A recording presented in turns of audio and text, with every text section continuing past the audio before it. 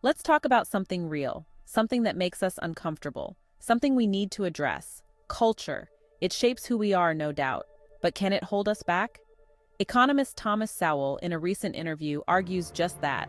He says Black culture as it stands is a hurdle to Black progress. Strong words, right? But are they true? Now, before you grab your pitchforks, let's be clear. This isn't about blaming. It's about understanding.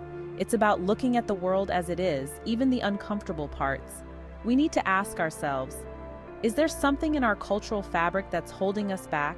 And if so, what can we do about it? This isn't about denying the very real obstacles Black people face. Systemic racism is real. Police brutality is real.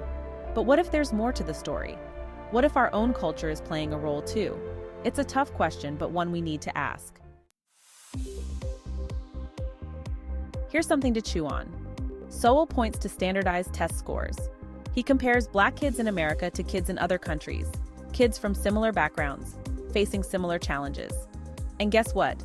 The scores are strikingly similar. Think about that. Different countries, different continents, different cultures.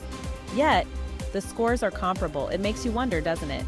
If Black kids in Jamaica are performing on par with Black kids in America, despite facing different societal structures, then maybe, just maybe, culture is a factor.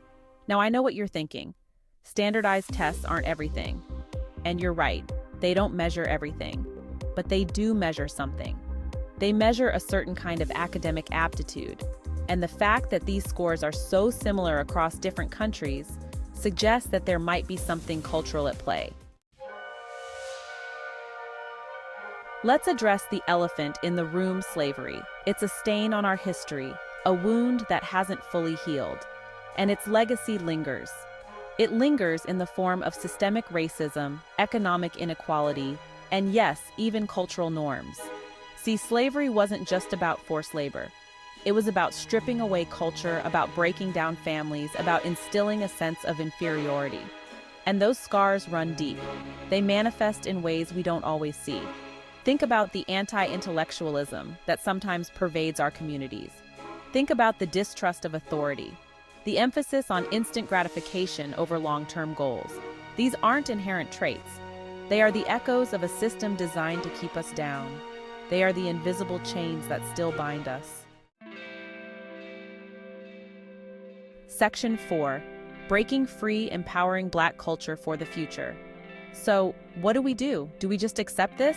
Hell no, we fight back. We break these chains. But we don't do it by blaming ourselves. We do it by acknowledging the problem and then actively working to change it.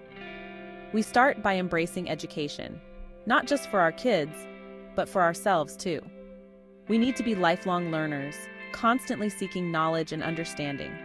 We need to instill in our children a love of learning, a thirst for knowledge that can never be quenched.